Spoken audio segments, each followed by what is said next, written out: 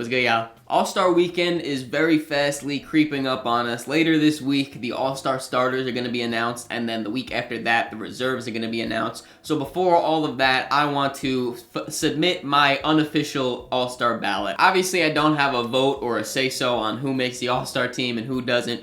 But if I did, this would be the ballot that I submit, and it's going to be the one that I'm going to go over in today's video. I gotta be honest though, this league is so talented that it was extremely hard to pick and choose who makes it, who doesn't, who's going to start, who's a wild card, all of these different things, especially the guards.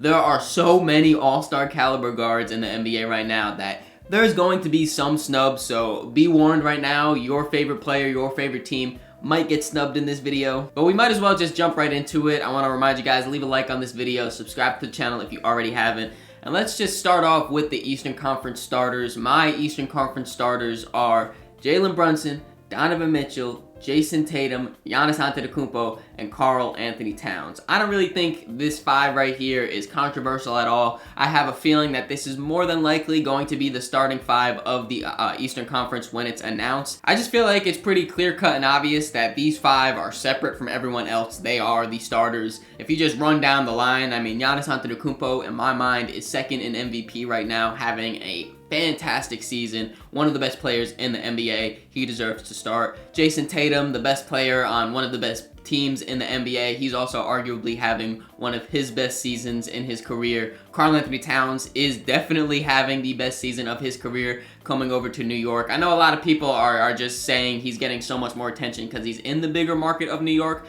Definitely true. Playing in New York will definitely benefit your popularity and how many people know about you and your well performance. But also, I gotta give credit to Cat. He is just playing the best basketball he ever has, shooting the ball, driving the ball, rebounding the ball. Especially since Joel Embiid is hurt, Cat has been by far the best center in the Eastern Conference. Then when you look at the guards, Jalen Brunson, he's still the super efficient scorer that we all know him to be, while also taking a playmaking step because the Knicks have brought in so much talent like Karl Anthony Towns, like Mikal Bridges. He's been able to balance that role pretty evenly. And then Donovan Mitchell is the best player on the best team in the Eastern Conference.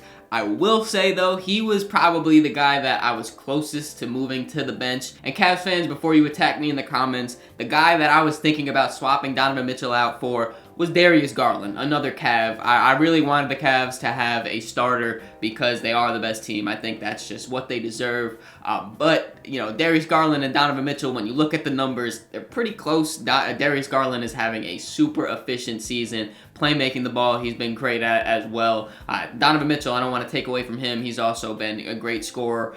But I will say I was very close to swapping them out. Besides that, though, like I said, this five starters I feel like are pretty clear above the rest. Then for my Eastern Conference reserves, of course I have Darius Garland, Cade Cunningham, Jaylen Brown, Pascal Siakam, and Evan Mobley. I was just talking about Darius Garland and his praise of how great of a season he's having. Also, Evan Mobley I have as an Eastern Conference reserve. Like I said, the Cavs are the best team in the East, one of the best teams in the NBA, so I definitely wanted to show them a lot of love on this All-Star team. Evan Mobley is by far having the best season of his young career. Offensively, Kenny Atkinson has just completely unlocked it for him, it seems. The three-point shot, still on low volume, is looking fantastic. The self-creation off the dribble is something I never really was expecting from Evan Mobley. I thought he was going to be more of that role guy, the lob threat, sitting in the dunker spot type of thing, not really giving too much on offense.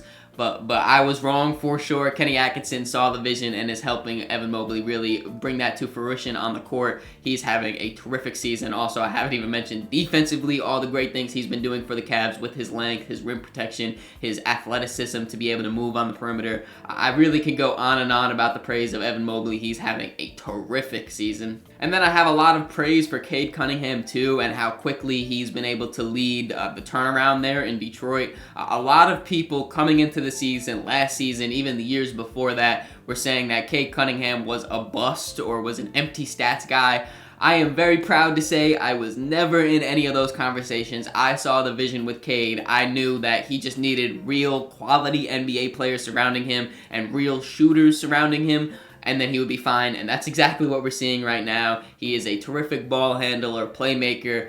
He reminds me a lot of Jalen Brunson, just in a bigger body. because he loves to work inside the arc, get to the rim, really use his discipline, his crafty pivots and stuff. He's not the most athletic guy, but I said it before, he's very crafty, and that's what I like about him. And he's really starting to put it all together now that he has competent teammates around him. And shout out to JB Bickerstaff too, he's doing a great job there in Detroit. Shout out to Pascal Siakam too for having a very consistent season all year. I know Tyrese Halliburton started off really bad, then he would have some games where he would be good, then go back to being bad. He has picked it up as a recent, so shout out to Halliburton too. But Pascal Siakam has really just been that anchor to hold down the Indiana Pacers all season. Been consistently a great scorer, great rebounder. His playmaking too has really seemed to be more of an effect or more of a implementation of the offense, I would say. And last but not least, Jaylen Brown I included on here. I see a lot of Celtics fans on my Twitter really complaining about Jaylen Brown and saying he's been underwhelming.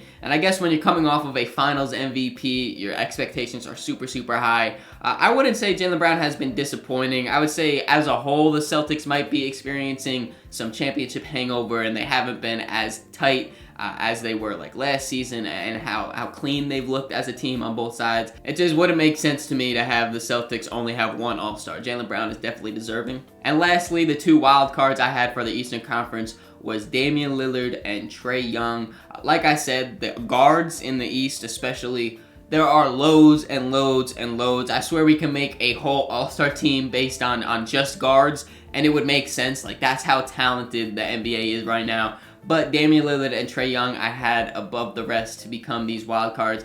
Dame, he started off kind of shaky this season, but has really been putting it together and is looking like Portland Dame. This is the best he's looked since putting on a Bucks uniform, both shooting-wise, scoring, playmaking. He seems to really have found his footing in Milwaukee under Doc Rivers. And then Trae Young has been the main factor of the Hawks really exceeding all of my expectations. After the DeJounte Murray trade, I thought they would not really bottom out, but at the best be fighting for a play-in spot. Right now, they are above the play-in tournament, solidly in the playoffs, and I do expect them to be a playoff team. A lot of that is because of Trae Young and his playmaking ability.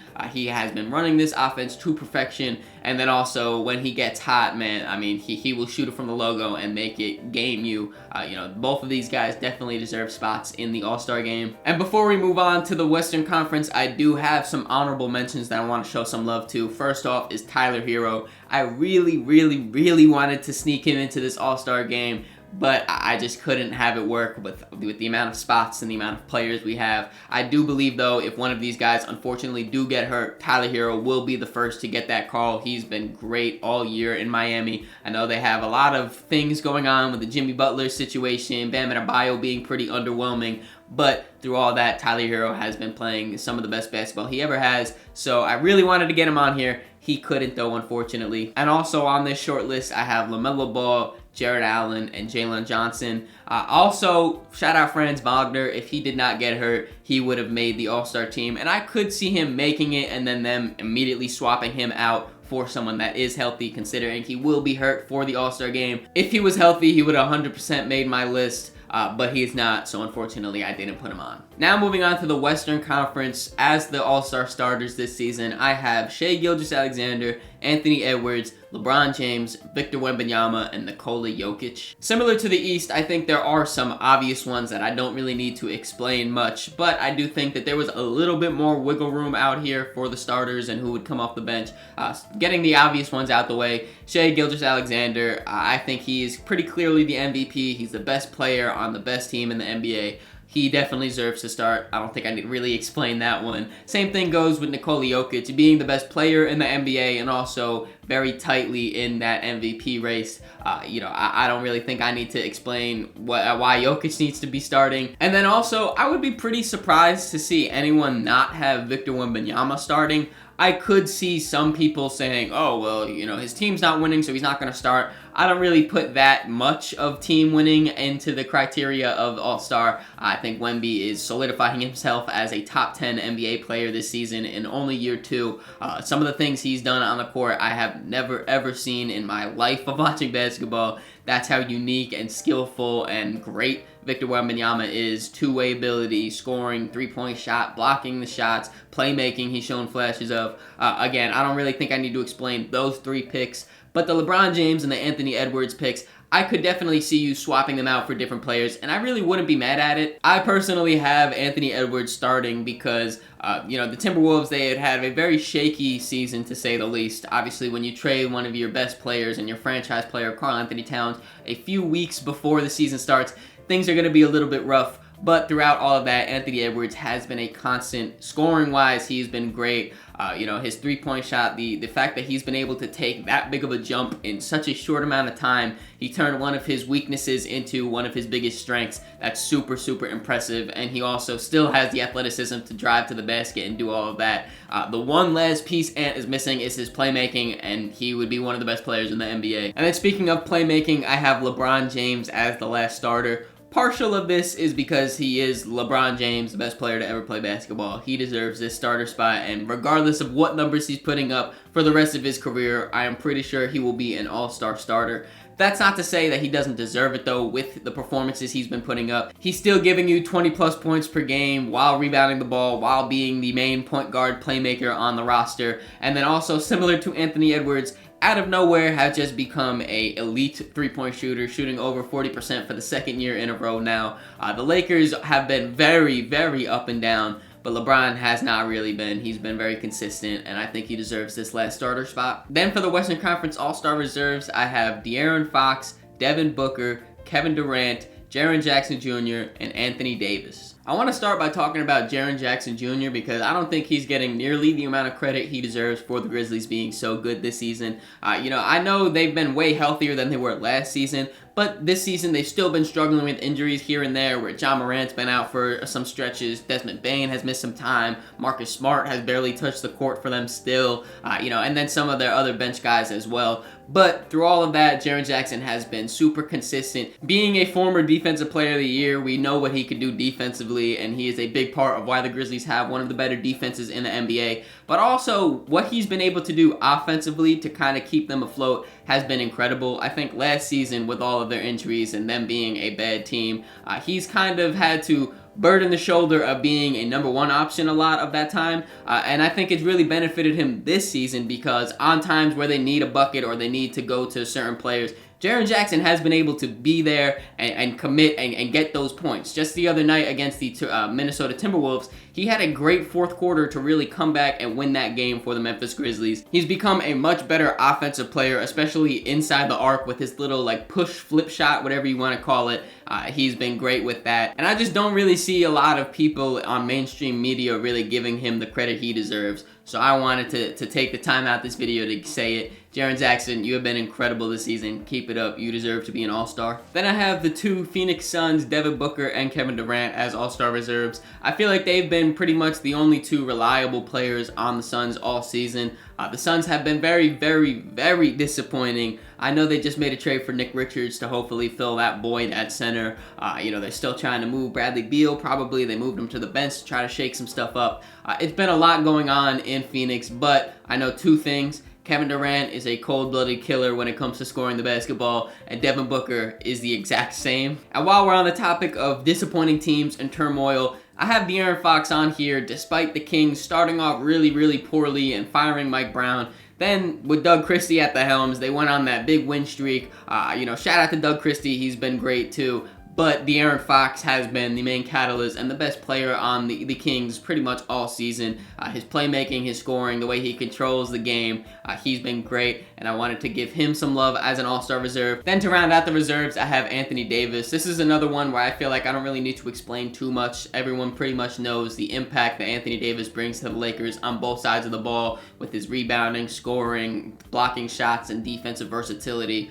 He has been one of the main bright spots on the Lakers all season. And the final two Western Conference All-Star spots as the wild cards, I have Steph Curry and Domantas Sabonis. Steph Curry has definitely had a down season. It hasn't been a horrible season, it hasn't been his worst season, but it's definitely a down season for sure. There has been some times this season where he hasn't had points, or he's had single-digit points. I know against the Grizzlies, Jalen Wells held them to absolutely 0, but there's been a few other times where he's had 7 points or 5 points, whatever it was. And I do think partially that's because the Warriors as a whole have been declining, and they as a team aren't nearly as good as they've once been. But I also do think that Stephen Curry is a human being, and he is going to be regressing as well. And we're talking about regressing while he's still averaging over 20 points per game and is still an all-star. That just shows you how great Steph Curry is.